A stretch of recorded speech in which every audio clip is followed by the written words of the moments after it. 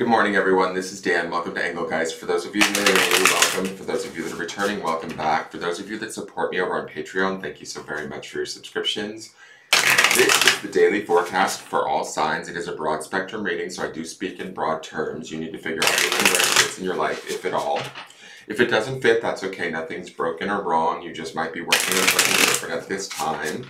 It's originally created for Thursday, the 8th of June, but it's not solely set for that date. It's still on a different date, but what I'm saying makes sense to your situation or whatever you're dealing with right now. By all means, utilize the reading when you're seeing it. I do believe that readings can be timeless and reach us when we need them rather than when they were created for. I will be referring back to the Sunday underpinning reading, so if you hear me talking about cards that are in that you don't see in this video, I'm usually referring back to those cards from Sunday. That video populates in the lower left-hand corner at the end of this video, so you can check that out. And then, for those of you that are new, please check out the drop-down menu underneath any of my daily videos. In there's just some housekeeping rules, things I want you to think about when utilizing the channel, what decks I'm using in the reading. How to follow me on social media. If you want a private reading, you can message me at either my Instagram or my Facebook business page to initiate that conversation. Know that I will never reach out to you to sell you a reading, so you would need to contact me first at one of those two places. Also, hitting the thumbs up button greatly helps. Sharing the video out. Subscribing to the channel and hitting the notification bell, and leaving me a question or comment also greatly helps. So let's see what Spirit wants us to know. I do have a caveat to yesterday's reading. Yesterday's reading, I was interpreting the Guide of Swords as the Knight of Swords. It was actually the Queen of Swords energy, but either way, it's still swordsy energy. And I never, I don't think mistakes are mistakes generally. They happen the way that they happen. So just know that yesterday's card, if you're feeling more Queen of Swordsy, that's okay, because that's actually what that card was. I misinterpreted it as the Knight of Swords. It explains the pink background and the androgyny of the card. Alright, so let's get into these and see what they are today. We have the Ten of Pentacles. Look at them. They are ready to go out and get it on, have a good old time.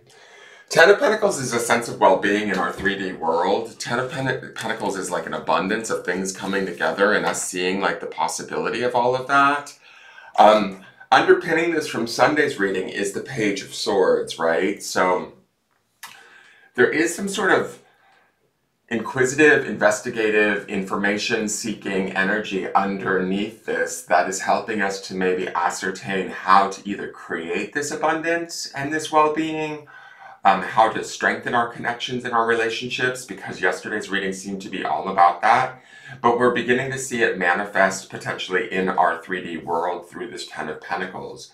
There's opportunities here for not only the well-being of ourselves materially, but the well-being of those that we care about around us also, right? Being able to not only support ourselves, but support those that we love and care most deeply about, in a way that is abundant and grounded, secure, and positive.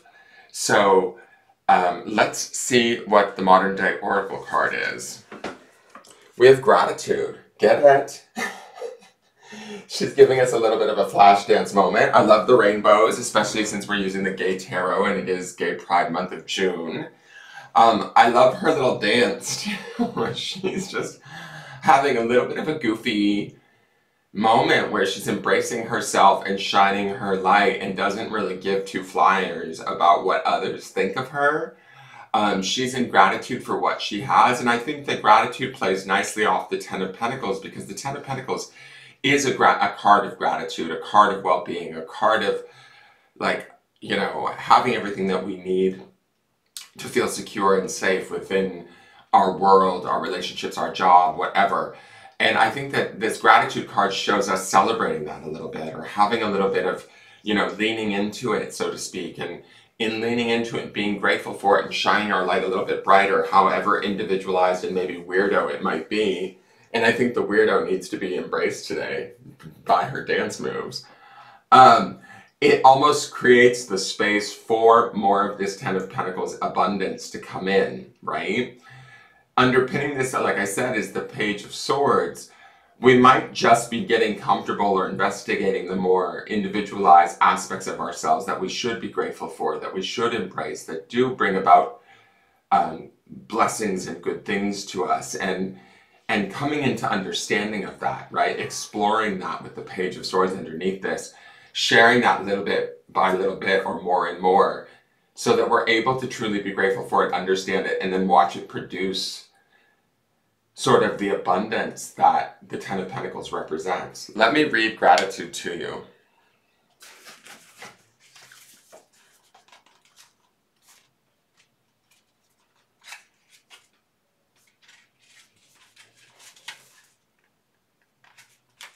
So gratitude. We are never more than one grateful thought away from peace of heart. Brother David Steindl-Rast, gratefulness, the heart of prayer, and approach to life in fullness. If you've ever spent time traveling to different countries or immersing yourself in unfamiliar cultures, chances are you've discovered new perspectives beyond the framework of what is most familiar to you. Those new perspectives would be the Page of Swords, guys, too, discovering that through like investigation.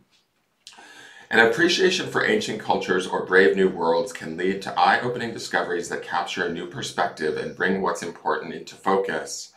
The new experiences that can be found through adventuring beyond what we consider home are here to remind us that there's more to life than just the material and the familiar. Cultivating gratitude for the kaleidoscope of human experiences can allow a smile of presence to overflow from your heart and ripple forward into your overall appreciation for life. That could also be yesterday's Ace of Cups and the clarifiers that ripple forth. When you look beyond and meet new, unfamiliar faces and ways of being, you'll discover something we are all universally fluent in: a smile. It can often feel as though today's world has been designed to detract us from simplicity, as the rapid pace of modernity only further feeds the complexity of the human experience and continues to entangle us with its distractions.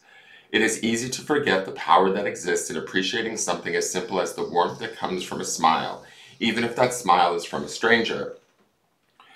Negativity can creep in when we get too lost in our distractions. It can infect the mind with toxic thoughts and cynicism. However, there's a simple and effective way to combat the negative thoughts that haunt us, and that is with a gratitude practice.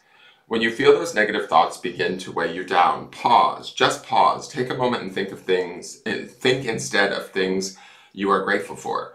This is how you train the mind to shift towards gratitude when it is tempted to think negatively. There are so many things to be grateful for. Can you sit with gratitude for the gifts you have? That may be a safe place to sleep at night, friends to call, a phone to call them with, books to read, internet access with infinite information to be learned, having any of the five senses, or even the opportunity to overcome the challenges you are facing. It's interesting when they reference internet to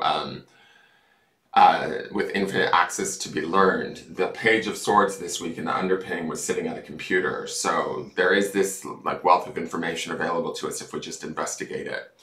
If you think you don't have time to take 5 minutes to do this practice, just remember that the parenting, the job, the chores, and whatever else you need to get done will be done even better with this new perspective. Start by expressing gratitude every morning. That's it. You can begin with something as simple as, "Thank you so much for letting me wake up this morning happy and healthy." Take note of how your life changes and how your perspective continues to shift by living from this heart-centered space. The mantra is, "I awake each morning with a grateful heart. I am happy, I am healthy, and I am ignited by life's sacred spark."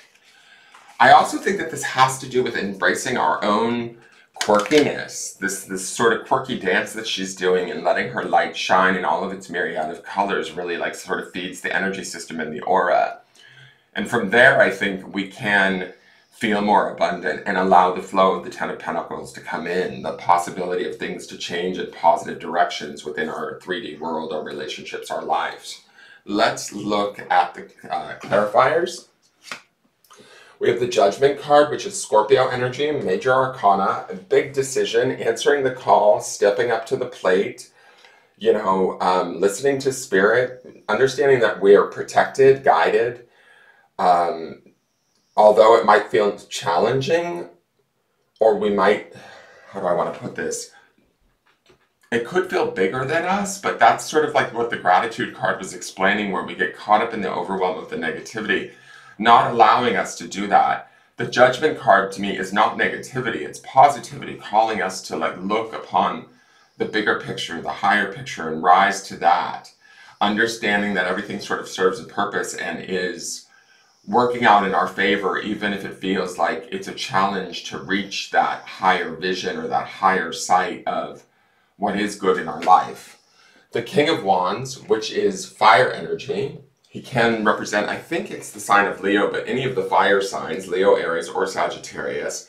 He's very much a go-getter, the King of Wands. He kind of is, he can be seen as impulsive and sometimes maybe a little bit selfish, but he does what he needs to do when he needs to do it. And he doesn't necessarily stop to think of others or the outcomes. He goes after, he puts himself first. He is that king, right? He knows what he needs, what he wants, and he jumps to it with that like fiery desire, that action-oriented energy. The last card is the Magician, also major arcana. So what this tells me with the Magician here is, you know, what we desire, I think we have the opportunity to actually potentially create if we rise to the occasion. If we get into this space of gratitude, if we start to see things through a different lens and start to see things as possible rather than impossible, we begin to not only answer the call of spirit or see the higher vision, but we also begin to put the Magician and the King of Wands sort of action, desire-oriented energy towards moving forward together. And it feels rather sort of dynamic and powerful. If there's something that we really want or desire, these cards are saying, like, rise up and go after it. Don't let your mind mull over the reasons why you can't have it. Like, attempt it. Be in this space of gratitude and then go after it. And let spirit kind of do the rest. That's sort of the Judgment card. Let spirit indicate to you what assets you do have. You know, the thing about gratitude is being grateful for what we have. The Magician represents having all of the 4 elements he needs for creation at his fingertips. And so when we're in that space of that awareness of abundance, we can create more of that in our lives. And I think that's what the Ten of Pentacles wants us to understand. And I think that the Page of Swords underneath this, underpinning this from the weekly, is us discovering this today, tapping into this and growing it from wherever perspective that we're at. Does that make sense? I hope that makes sense. Let's go to the grounding stone.